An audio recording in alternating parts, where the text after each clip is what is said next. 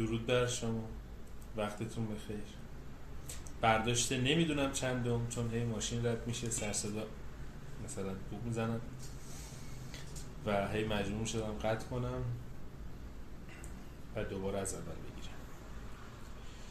یه صحبتی میخواستم بکنم در مورد دوره هامون، دوره های آرایشگریمون، درجه 2، درجه 1، براشینگ، لیرینگ. خیلی از تکنیک ها هستش که هر کدوم دوره های تخصصی خودش رو داره. دوره های دیگه‌مون مثل دوره میکاپمون متعادل ساز داریم، نامتعادل ساز داریم. متعادل ساز میشمون گیریم داماد، گیریم های مجلسی، زاویه سازی و رفع برآمدگی یا فرو رفتگی های صورت، رفع تیرگی ها و روشنی های پوست، به اینا میگن متعادل ساز. و دوره نامتعادل ساز یا دوره چهره پردازی سینمایی. دوره های دیگه هم دوره ماساژ داریم، دوره فیشیال داریم، دوره های تخصصی. دوستان وقتی کسی بهتون میگه برات پاکسازی انجام بدم، مثلا فیشیال انجام بدم، مطمئن باشید از کارش. همین که شخص تضمینی داشته باشه برای اینکه پوست شما رو آسیب نزنه و به خطر نندازه. همین که اگر در سالن ها انجام میشه به صورت غیر تهاجمی باشه، هیچ سالنی حق استفاده از تکنیک های تهاجمی روی پوست نداره، مثل تزریق ها. حتما باید تحت نظر پزشک در کلینیک انجام بشه.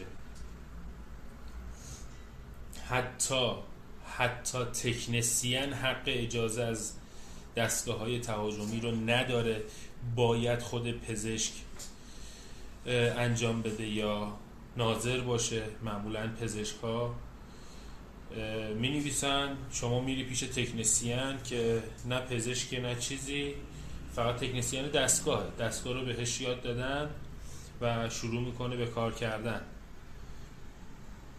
و نه خود دکتر انجام میده نه دکتر نظارت داره. به خاطر همین ممکنه خطرساز باشه. اینا رو در جریان باشید. ولی غیر تهاجمی هایی که باعث رفع تیرگی، رفع چین و چروک، شفاف سازی پوست، رفع جوش یا اینجور چیزا میشه، اونا توی سالن ها انجام بشه ایراد نداره. ولی شخص باید حتما تخصص لازم رو داشته باشه و دوره دیده باشه.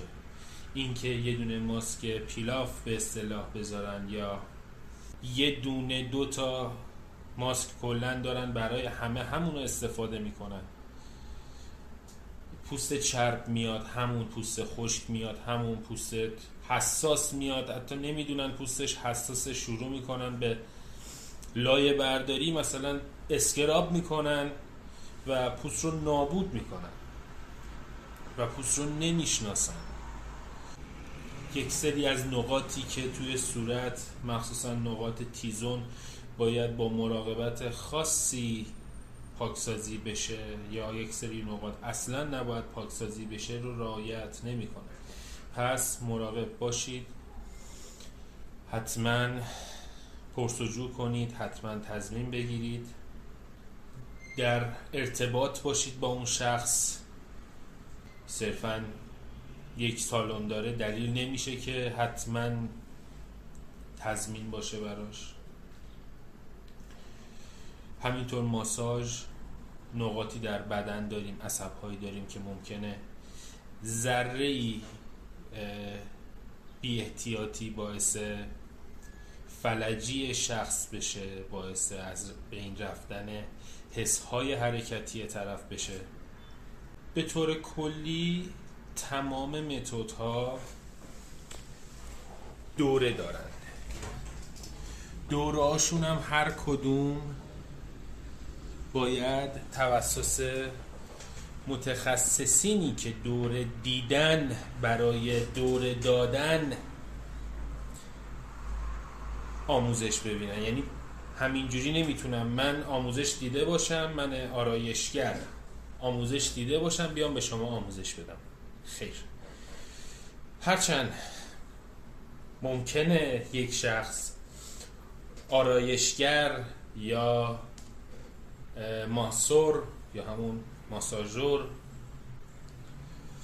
یا گیریمور خوبی باشه، ولی دلیل بر این نمیشه که یک معلم یا استاد خوبی هم باشه، چون ممکنه نتونه اون چیزهایی که بلده رو به شما انتقال بده.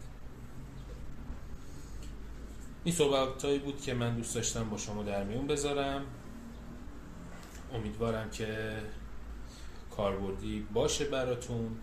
هر کدوم از این دورهایی که خدمتتون عرض کردم میتونید در آموزشگاه ما آموزش ببینید، مدرک فنی بگیرید و حتی برای مدرکتون میتونید وام بگیرید و از روی مدرکتون میتونید جواز بگیرید و خیلی پوانهای دیگه‌ای که میتونید به دست بیارید با مدرک معتبر فنی حرفه‌ای. روز خوبی رو براتون آرزو میکنم. بدرود.